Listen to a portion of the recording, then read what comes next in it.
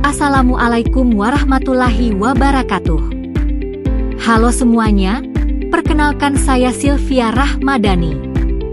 Pada video kali ini saya akan mempresentasikan materi ujian akhir semester mata kuliah Statistika Penelitian Pendidikan dengan topik uji hipotesis menggunakan SPSS dan RStudio. Semoga video ini dapat memberikan pemahaman mengenai konsep dasar uji hipotesis serta langkah-langkah analisis data menggunakan dua perangkat lunak yang sering digunakan dalam penelitian. Sebelum masuk ke praktik, terlebih dahulu kita perlu memahami apa yang dimaksud dengan uji hipotesis. Uji hipotesis merupakan suatu metode statistik yang digunakan untuk menentukan apakah terdapat bukti yang cukup dari data sampel sehingga dapat mendukung atau menolak suatu hipotesis penelitian.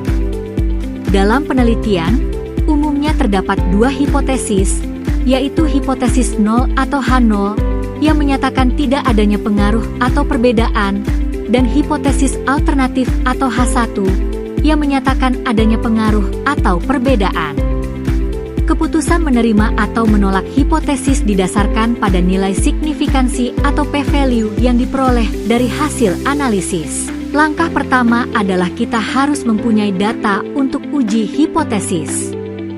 Di sini saya sudah memiliki data, yaitu kemampuan numerik sebagai variabel X dan prestasi matematika sebagai variabel Y yang saya susun di Excel. Setelah mempunyai data, kita lanjut ke membuka aplikasi IBM SPSS Statistics dan menyalin data total X dan total Y yang berada di Excel secara bergantian dan dimasukkan ke data view.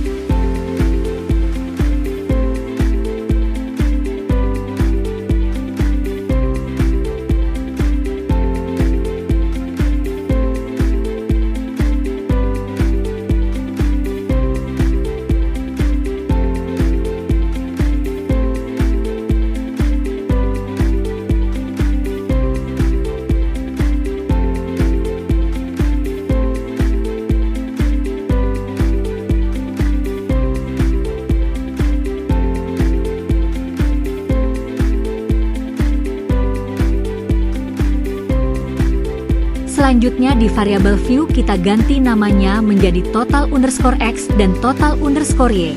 Setelah itu kembali ke data view untuk melihat hasilnya.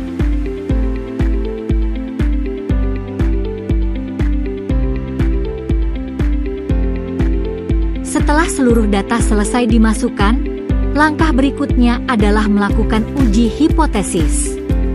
Pilih menu analize. Kemudian pilih jenis analisis yang sesuai dengan tujuan penelitian. Selanjutnya masukkan variabel ke dalam kotak analisis sesuai ketentuan.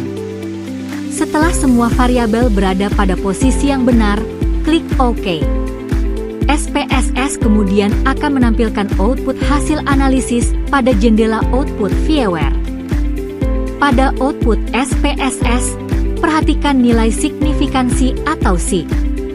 Apabila nilai signifikansi kurang dari 0,05 maka hipotesis 0 ditolak dan hipotesis alternatif diterima. Sebaliknya, apabila nilai signifikansi lebih besar dari 0,05 maka hipotesis 0 diterima.